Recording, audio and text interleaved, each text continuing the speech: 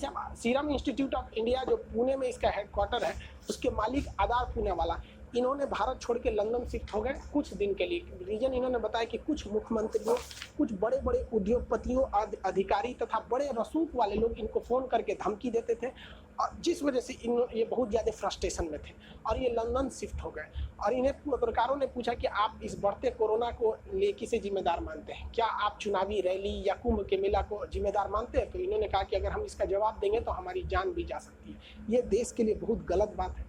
कोई भारत का इतना प्रतिष्ठित व्यक्ति जिसके ऊपर पूरे देश की वैक्सीनेशन की जिम्मेदारी, लोगों की जान की जिम्मेदारी होगी, वैसे व्यक्ति को अगर सुरक्षा कारणों से बाहर जाना पड़े और बाहर जाके वो ट्वीट करे या ऐसा करे, तो ये बहुत गलत संदेश जाता है देश के लिए। ऐसा नहीं होना चाहिए। हालांकि सरकार ने उन्हें वायु सुरक्षा दी थी। ये बहुत शर्म की बात है कि इतने बड़े व्यक्ति को वायु सुरक्षा दिया जाए। इनके लिए देखिए, सुरक्षा का के लिए ये केवल ये नहीं होता है कि उसे जान से खतरा। सुरक्षा एक डिग्निटी, एक स्पेशलिटी को भी दर्शाता है, जो दिखाता है कि देश आपके सम्मान के लिए कितना खड़ा रहता है। आप एक मामूली नेताओं के लिए अगल बगल में बड़े बड़े सिक्योरिटी दे सकते हैं, इतने बड़े लोगों को नहीं दे सकते। ये लंदन चले गए। अब कुछ लोग का कहना है कि क्या वैक्सीन का प्रोडक्शन प्रभावित होगा? कुछ प्रभावित नहीं होगा। किसी के ये खुदे थोड़ी ना वैक्सीन बनाते थे, इनके अंडर काम करने वाले वो पूरी तरह से बनाएंगे। इनका कहना है कि गवर्नमेंट ने मार्च में हमें ऑर्डर ही कम दिया, तो खरीदने वाली कंपनी तो गवर्नमेंट थी, हम बना के क्या करेंगे अगर कोई खरीदेगा ही नहीं। और आप याद कीजिए कि सीरम इंस्टीट्यूट में एक बार आग लग गया था। एक तो उस समय प्रोडक्शन प्रभावित हुआ था। एक अभी वर्तमान समय में सीरम इंस्टीट्यूट जो है वो 7 करोड़ डोज पर डे बना रहा है, लेकिन इतनी बड़ी जनसंख्या को पूरा करने के लिए इनका टारगेट है कि 10 करोड़ वैक्सीन के डोज पर डे बनाए जाए। अब 10 करोड़ बनाने में इन्होंने कहा है कि जुलाई तक में ये संभव नहीं है, यानी मई, जून, जुलाई, ये 3 महीने तक पर डे 7 करोड़ ही वैक्सीनेशन के मतलब वैक्सीन उत्पादन हो पाएगा। जुलाई बाद आएगा, इसलिए इस समय थोड़ी सी लेट होगी।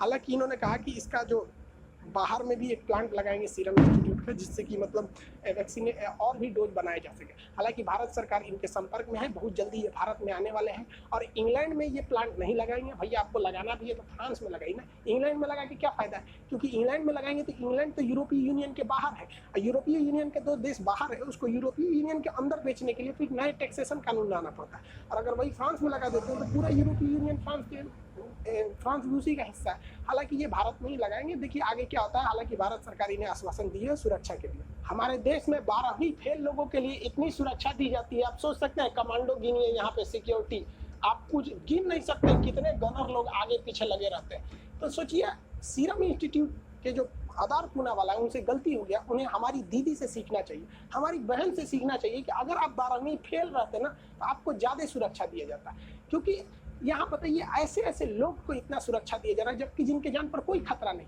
उल्टा सीधा स्टेटमेंट देती हैं, इनको खतरा अपने स्टेटमेंट की वजह से। उल्टा सीधा कुछ भी बोल देती है कि बंगाल में ममता बनर्जी जीत गई, अब बंगाल चौपट हो जाएगा, कश्मीर हो जाएगा, ये हो जाएगा। भाई साहब 10 साल से वही शासन कर रही थी, 5 साल में और कुछ ना होने वाला है।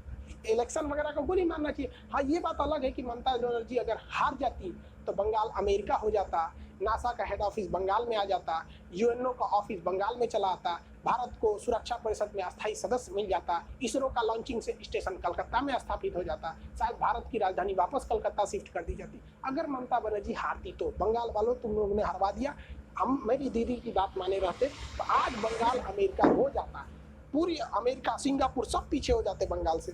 बंगाल इतना डेवलप करता है कि भारत से भी आगे चला जाता। हम भारत सरकार से आग्रह करते हैं कि हमारी 12वीं फेल दीदी के लिए इस तरह से हम लोग स्कॉट की व्यवस्था रखें और चारों ओर से बुलेट प्रूफ गाड़ियों में हमारी दीदी को ले जाया जाए, क्योंकि भारत उनके बिना अधूरा है।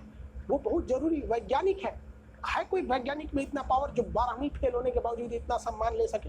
हमारी दीदी के लिए कमांडोज लगने चाहिए। ये जेट प्लस सुरक्षा से काम नहीं चलेगी। यहाँ पर हमारी दीदी के लिए एनएसजी कमांडो आना चाहिए, मार्कोप्स आने चाहिए, गरुड़ कमांडो आने चाहिए। ये कमांडो अगर हमारी दीदी में नहीं लगेंगे तो क्या होगा? और स्पेशली हम मांग करते हैं एयरफोर्स से कि जहाँ जहाँ हमारी 12वीं फेल दीदी चले वहाँ आगे आगे इस तरह के हेलीकॉप्टर चलने चाहिए। हेलीकॉप्टर किस दिन काम आएंगे? और स्पेशल अनुरोध है कि अलग से 5 राफाल जहाज मंगाए जाए और जहां जहां हमारी दीदी जाए उसके आगे आगे ये रफाल जहाज उनकी सुरक्षा में लगे।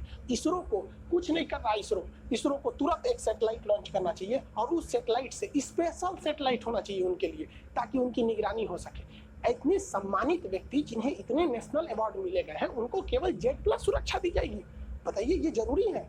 सीरम इंस्टीट्यूट वाले को, आधार पुणे वाले को बहुत जरूरी है, वो सिपाही दे दीजिए, बहुत हो गया यहाँ पर। आप बताइए, कमेंट में बताइए कि क्या हमारी दीदी को इतनी सुरक्षा मिलनी चाहिए कि नहीं मिलनी चाहिए। उनके बिना देश अधूरा हो जाएगा, उन्हें सुरक्षा ये मिलनी चाहिए। खैर